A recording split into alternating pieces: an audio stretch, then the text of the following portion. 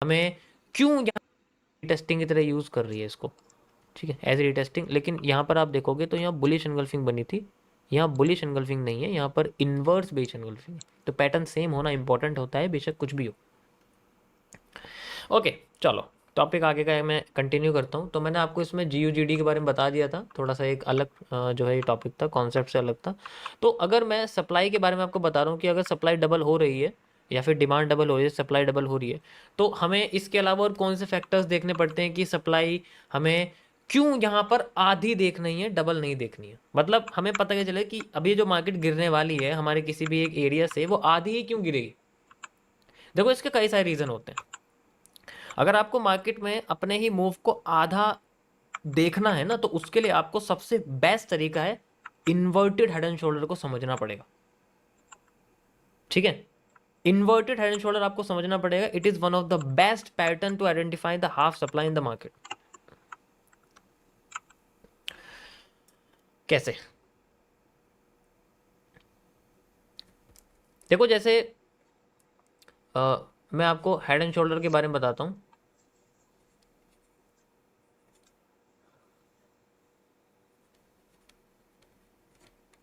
कैसे काम करते हैं। जैसे कि हमारे पास सिंपली मार्केट अपने आप को कंसोलिडेट कर रही है किसी रीजन में, ठीक है, और उसके बाद डाउन लाती है, फिर ऐसे डाउन आती है एंड देन फिर उसके बाद एक बार और डाउन आती है एंड देन फिर बाद में क्या बोलोगे अब तुम इस बात, क्या हो सकता है, खुद सोचो। यही तो दिमाग में है कि अगर मार्केट अपने आप को डबल करे तो आगे जाके अगर एक बार भी सप्लाई आधी कर दी तो डिमांड डबल हो जाएगी, और डिमांड डबल होगी, सप्लाई और आधी, फिर डिमांड और डबल, फिर सप्लाई खत्म, फिर और मार्केट ऊपर जा सकती है। And that is the area how the inverted head and shoulder works. तो सारा का सारा खेल अगर हम चाहते हैं, क्योंकि अभी तो चलो ये बन गया, अभी ये बन गया, लेकिन अगर मार्केट अपने आप को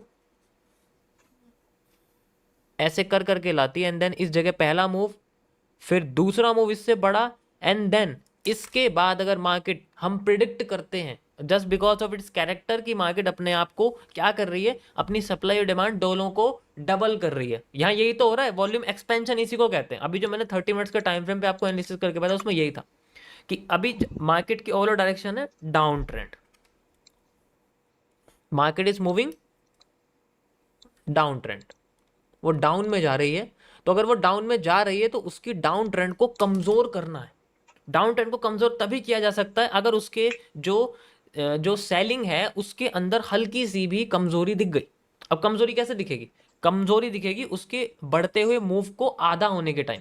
जैसे यहां पर मैंने बोला कि जब आपके सामने ऐसा मूव होगा तो जैसे ही सप्लाई यहाँ एक साथ आई, फिर डिमांड आई, ठीक है, फिर ये सप्लाई एक बार में डबल हो गई। अब यही डबल सप्लाई अगर आगे 4 गुना नहीं हुई, दो रीजन है मार्केट में, या तो ये मार्केट में सप्लाई आगे 4 गुना होनी चाहिए, भाई ये वो ऑब्वियस सी बात होनी चाहिए। अगर नहीं हुई तो ये सप्लाई हमारे सामने मार्केट में इस वाली सप्लाई की आधी अगर हो गई तो ये जो डिमांड है ये लौट के वापस आ जाएगी, इसको क्रॉस कर देगी, then we have a change of character, छोटा सा यहाँ चेंज ऑफ करेक्टर दिखेगा, फिर सप्लाई और आधी and then market change a trend and market moving upside.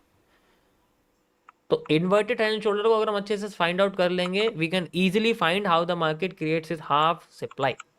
इसी तरीके से डिमांड में होता है, इसको उल्टा कर दोगे तो नॉर्मल हेड एंड शोल्डर बन जाएगा, उसमें भी ऐसे ही होता है। चार्ट पे दिखाता हूँ आपको कैसे दिखता है मस्त सा, ठीक है। यहाँ कुछ नजर आ रहा है, कुछ नजर आया यहाँ पर, साफ नजर आया, एक्सप्लेन करने की जरूरत नहीं है, थोड़ा सा पीछे जाके चले गए, वहां पर दिखा।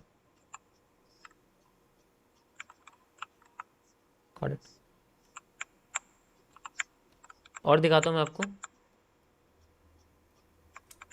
जैसे इस केस में सप्लाई तो 4 गुना हो गई, इसे नीचे आ गई, लेकिन फिर बाद में आधी हो गई थी, ठीक है। लाइन चार्ट करो, लो लाइन चार्ट कर दिया मैंने, और बताओ, लाइन चार्ट में तो और इजीली समझ में आ जाएगा आपको, ठीक है। चलो ये तो समझ में नहीं आया क्योंकि ये तो कुछ ज़्यादा ही बड़ा डिप है, ठीक है। जो डिप वैसे हैं जो लगते हैं डिप जैसे, ये देखो,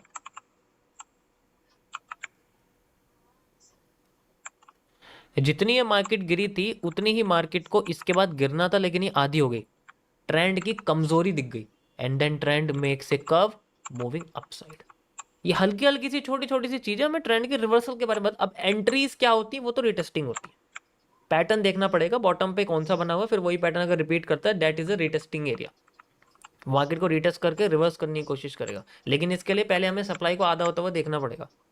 इसके कई सारे फैक्टर काम करते हैं कि ये जो एरिया है ये किसी किसी सपोर्ट पर है, किसी जगह पर जो है बना हुआ है। वो बहुत सारे फैक्टर इसके अंदर जो है मैटर करते हैं, ऐसे कहीं भी नहीं बन सकता। मतलब कुछ ना कुछ होगा जहां पर ये मार्केट अपने आप को रिवर्स करने को, अगर कोई फैक्टर नहीं होगा तो उसका मतलब है वो छोटा मूव देगी। जैसे यहाँ पर कुछ भी नहीं है, यहाँ आपको ना कुछ दिख रहा है, यहाँ पर ना कुछ कुछ भी नहीं, तो इसका मतलब है हमें जो मूव मिलेगा वो छोटा मिलेगा। और देखो मूव कितना मिला, छोटा, एंड देन मार्केट फिर नीचे आ गई। अब यहाँ से क्यों इतना बड़ा मूव दिया है? ऑब्वियस सी बात है, यहाँ मूव इसलिए दिया है क्योंकि मार्केट अपने आप को यहाँ से ब्रेकआउट करके ऊपर चली गई थी, इसलिए यहाँ से मूव दिया। और पीछे का एरिया अगर कनेक्ट करोगे तो आपको इजिली दिख जाएगा, you can easily C like this. तो ये कई सारी रीजंस हैं जो हमें समझने पड़ेंगे कि मार्केट, अब देखो ये भी देखो, ये कितना बड़ा बना हुआ है मेरे सामने, ये देखो, यहाँ इजीली तुम्हें समझ में आ जाएगा। और भी देखो इसके अंदर इंटीरियर भी देख सकते हो। यहाँ पर देखो ये एक छोटा सा बना हुआ है मेरे सामने, मार्केट नीचे आ रही है, ये आई, सप्लाई आधी होगी, then demand double, simple and sober, और कुछ तरीका नहीं। अब तुम कैंडल डाल दोगे तो थोड़ा सा ये हो जाएगा कि कॉम्प्लेक्स दिखना शुरू हो जाएगा, लेकिन काम उसी तरीके से करेगा। ऐसे कॉन्सेप्ट को जो काम करते हैं इनको एक सीसीपीस के अंदर मैंने डाला हुआ है, यानी कि द कॉम्प्लेक्स चार्ट पैटर्न। जब मार्केट अपने आप को ऐसे ऐसे करने लग जाए, एक पहला मूव दे, फिर आधा कर दे, फिर अपने आप कर दे, इसको बोलते हैं स्नीजिंग वेज। आपने वेजेस के बारे में सुना होगा, ये एक स्नीजिंग वेज का एग्जांपल है। स्नीजिंग वेज इसको बोलते हैं, ठीक है। इसकी डिटेल मैं आपको आगे बताऊंगा जब इसका टॉपिक आएगा, जब इसका फेज आएगा, जब मैं आपको इसके बारे में बताऊँ। तो inverted head and shoulder one of the best pattern होते हैं मार्केट में रिवर्सल फाइंड आउट करने के लिए,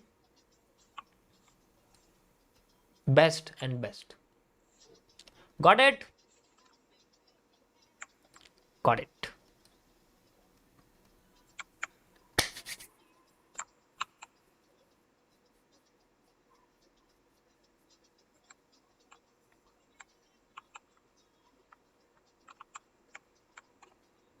तो ये था गाइस आज का आपका topic, how to use half supply and how